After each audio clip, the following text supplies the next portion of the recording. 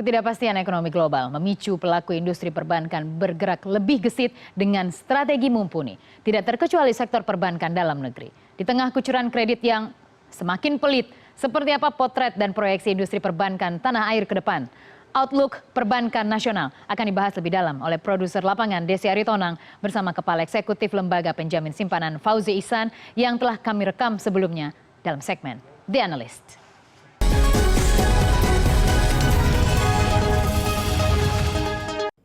Ya, saat ini saya sudah bersama dengan Kepala Eksekutif Lembaga Penjamin Simpanan Fauzi Ihsan. Bapak, terima kasih sudah meluangkan waktu bersama CNN Indonesia TV, terima Pak. Kasih. Oke, kita ngobrol soal kondisi perekonomian saat ini, Pak. Seperti apa sih, Pak, gambarannya? Kalau kita melihat dari sisi pertumbuhan ekonomi, ya memang ada perlambatan sedikit ya. Di triwulan keempat tahun 2015, pertumbuhan ekonomi 5%, triwulan pertama 4,9%. Namun kalau kita melihat prediksi pelaku pasar dan analis global, analis ekonomi atas pertumbuhan ekonomi Indonesia tahun ini, rata-rata mereka memperkirakan pertumbuhan ekonomi Indonesia tahun ini 5,2-5,3%. Jadi meningkat dibanding tahun lalu. Tahun lalu kan cuma 4,9%. Okay. Ya, kenapa bisa meningkat? Ada 3 hal. Pertama adalah program pembangunan infrastruktur pemerintah sebagai penggerak roda ekonomi. Yang kedua adalah telah turunnya suku bunga kredit. Yang ketiga adalah prospek kenaikan harga komoditas yang tentunya akan membantu neraca perdagangan Indonesia. Oke, di sektor keuangan sendiri seperti apa, Pak? Kalau kita lihat dari sektor perbankan, ya, secara umum indikator sektor perbankan itu bagus. Ya, kalau kita melihat rasio kecukupan modal perbankan, capital adequacy ratio ada di kisaran 22%, ya, tertinggi dalam sejarah. Kalau kita melihat NPL, non-performing loans, rasio kredit macet secara gross memang naik, tapi masih di kisaran 2,8-2,9%, di batas yang masih bisa dikendalikan. Kalau kita bandingkan dengan tahun 2009 sewaktu adanya krisis ekonomi global, resesi ekonomi dunia, pada saat itu CAR atau rasio kecukupan modal perbankan di Indonesia masih di kisaran 17%, ya, di bawah 22% sekarang. Okay. Pada saat itu NPL, gross NPL perbankan Indonesia di kisaran 3,5%, masih lebih tinggi daripada sekarang 2,8-2,9%. Sekarang kalau kita melihat net interest margin, selisih suku bunga simpanan dan kredit itu di kisaran 5%, salah satu yang tertinggi di dunia. Kalau kita melihat tingkat profitabilitas perbankan, return on equity itu masih di atas 15%, salah satu yang tertinggi di dunia pula. Jadi secara umum indikator perbankan Indonesia itu bagus, dan ini adalah implikasi dari overhaul atau restrukturisasi perbankan Indonesia pasca krisis moneter, krisis perbankan tahun 98. Bagaimana dengan sisi pertumbuhan kredit, Pak? Kita tahu kayaknya belum mencapai target yang diinginkan untuk tahun 2016. Memang pertumbuhan kredit turun data yang terakhir kisaran 8% year to year basis, ya. Namun kita tetap melihat bahwa pertumbuhan kredit tahun ini bisa naik ke kisaran 12-13%, karena dengan jalannya program infrastruktur pemerintah otomatis akan memberi stimulus terhadap sektor kontraktor, ya. Dan sektor kontraktor dan vendornya tentunya akan membutuhkan pembiayaan dari perbankan. Oke. Dan itu akan kelihatan di semester 2 nanti mungkin? Betul. Oke. Bagaimana dengan arahan Pak Presiden soal single digit policy, Pak? Mungkin nggak sih dicapai oleh perbankan di tahun ini, Pak? Sangat tergantung inflasi. Kalau misalnya inflasi bisa diturunkan secara tajam, mungkin saja. Tetapi sekarang yang lebih penting adalah bagaimana program infrastruktur pemerintah itu bisa jalan dengan baik dan memberi stimulus terhadap pertumbuhan ekonomi. Sebab begini juga, ya.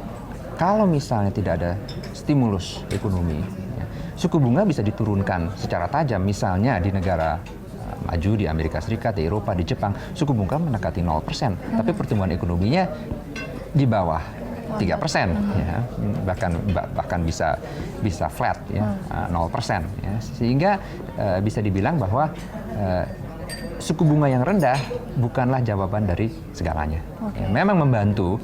Tetapi kalau misalnya tidak ada stimulus ekonomi, maka suku bunga yang rendah tanpa stimulus ekonomi akan menciptakan yang namanya liquidity trap, dana yang menganggur, karena sektor realnya tidak menyerapnya. Oke. Tapi apakah single digit policy ini akan nanti bisa mendorong pertumbuhan kredit tadi, Pak? Yang akan mendorong pertumbuhan kredit adalah proyek-proyek infrastruktur, ya, dan dengan jalannya proyek-proyek infrastruktur tersebut otomatis akan menyerap tenaga kerja, akan menggenerasi pendapatan masyarakat, ya, pendapatan masyarakat yang bertambah tentunya akan bisa di-leverage dengan pembiayaan dari bank yang terbantu dengan penurunan suku bunga.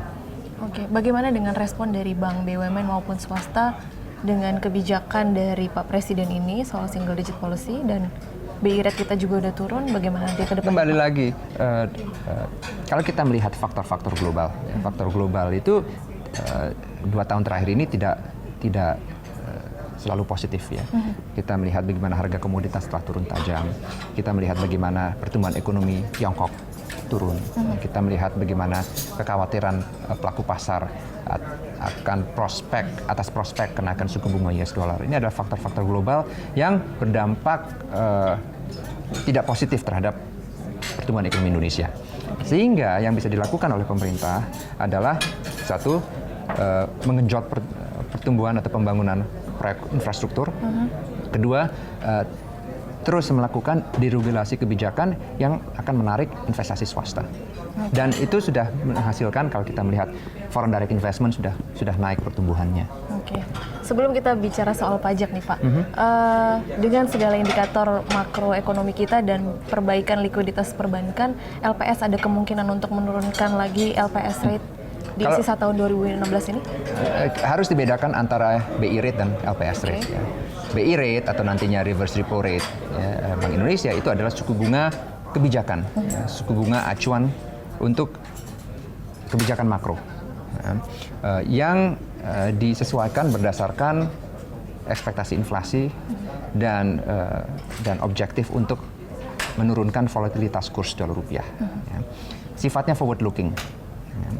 Sementara LPS rate adalah sesuai dengan undang-undang LPS, refleksi dari suku bunga perbankan.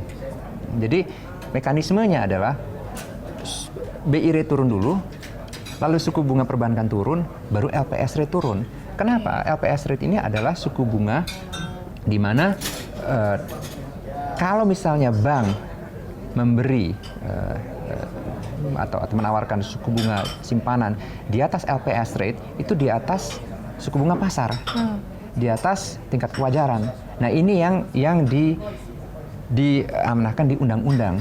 Ya, LPS hanya bisa menjamin simpanan masyarakat dengan suku bunga yang tidak di atas suku bunga wajar atau suku bunga pasar dalam hal ini. Makanya kalkulasi LPS rate itu adalah kalkulasi suku bunga simpanan rata-rata dari 58 bank umum ditambah dispersi statistik, ya, kalkulasi statistik, dan diskresi Dewan Komisioner LPS.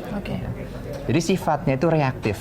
Ya. Kalau BI rate itu sifatnya forward looking, LPS rate sifatnya backward looking karena memang refleksi cerminan dari suku bunga perbankan.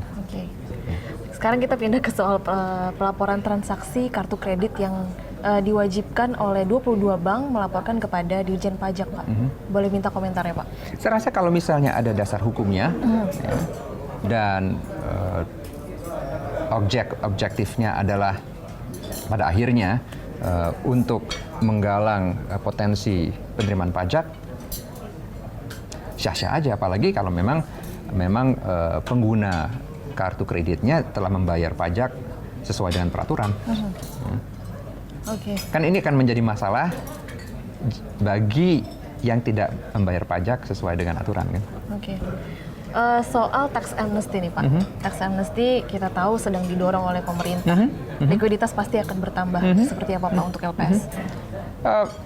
Bagi LPS sebagai lembaga penjamin simpanan dan lembaga resolusi bank, yang penting adalah tingkat kesehatan bank.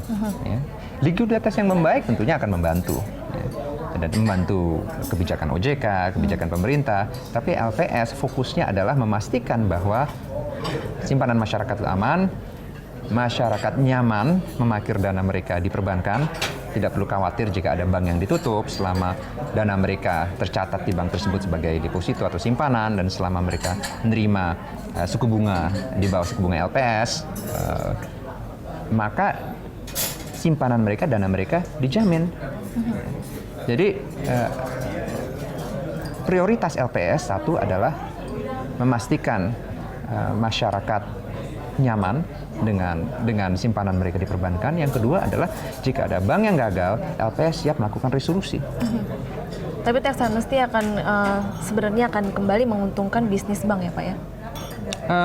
Jika dana yang dihasilkan dari tax amnesty bisa diserap oleh SBN, bisa diserap oleh perbankan, intinya ada aliran dana yang masuk ke Indonesia dan itu bagus. Oke, siap. Terima kasih banyak Terima kasih Pak kembali Fauzan atas waktunya. Terima kasih. Kembali ke studio.